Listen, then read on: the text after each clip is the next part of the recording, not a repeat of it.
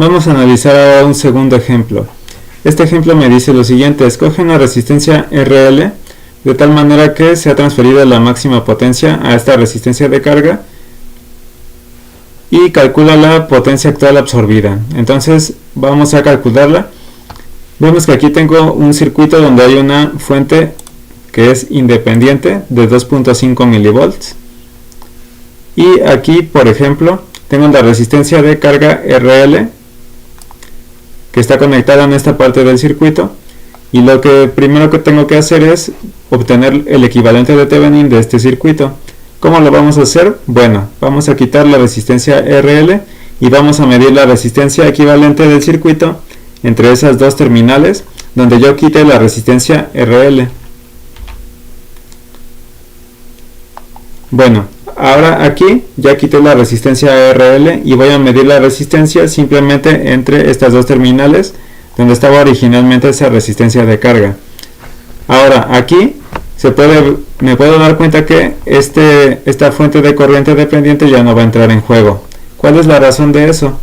Bueno, que aquí en la parte de la izquierda, si recuerdan, había una fuente de voltaje, pero se reemplazó con un cortocircuito. Y este voltaje Vp en la resistencia de 5 kilo ohms dependía de lo que suministrara esta fuente. Por lo tanto, este voltaje Vp va a ser 0. Por lo tanto, esta corriente va a ser de 0. Entonces esta fuente es como si estuviera inactiva. Por lo tanto, la única resistencia que voy a medir acá pues sería la resistencia de 1 kilo ohm. Vamos ahora entonces a obtener lo que es el voltaje de Thevenin. Para obtener el voltaje de Thevenin, si recuerdan, tengo que medir aquí en donde estaban las terminales A y B. Y bueno, por la manera en que voy a medir el voltaje de Thevenin, entonces el voltaje en esta resistencia yo voy a suponer que está así, porque esa es la manera en que siempre mido yo el voltaje de Thevenin. Ahora, en esta parte de aquí yo ya sé que esta fuente de corriente dependiente va a provocar una corriente que circule de esta manera. Entonces esta corriente va a circular entrando por el negativo de esta resistencia de acuerdo a la polaridad que yo asigne, de acuerdo a la manera en como yo siempre mido el voltaje de Thevenin. Por lo tanto, yo le voy a asignar un signo negativo al voltaje, que es lo que yo puedo ver en la parte de acá arriba. Ahora, esta corriente de 0.03 Vp va a entrar por esta resistencia de 1 kilo ohm, entonces es esta misma corriente de aquí, y yo sé que para obtener el voltaje en esta resistencia tengo que multiplicar la corriente, y sé que la única corriente que pasa por esa resistencia pues va a ser esta corriente que me está suministrando esta fuente de corriente dependiente.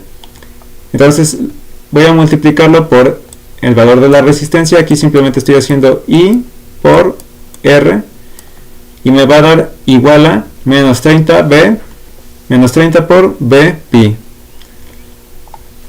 Ya tengo esta expresión, y ahora para evaluarla lo que tengo que hacer es lo siguiente. Yo tengo que conocer entonces el valor de Vp. Entonces, para obtener ese valor de Vp, voy a analizar esta parte de la izquierda del circuito. Entonces yo sé que el voltaje en esta resistencia y en esta resistencia, como están en paralelo, pues va a ser el mismo. Pero yo aquí voy a reducir estas dos resistencias para poder saber exactamente cuál es ese voltaje Vp. Entonces, al momento de reducir esas dos resistencias en paralelo, voy a tener un valor de resistencia igual a 3863 ohms. Por lo cual, a mí me quedaría lo siguiente, y lo voy a dibujar aquí. Tengo mi fuente de voltaje,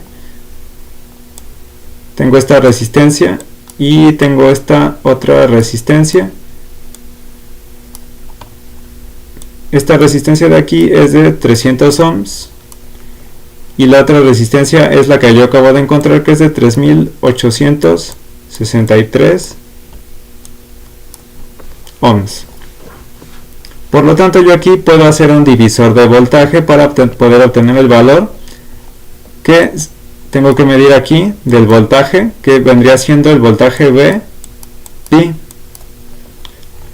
Entonces, para obtener ese voltaje voy a hacer ese divisor de tensión, que sería 3863 dividido entre la suma de esas dos resistencias, multiplicado por el valor que me da mi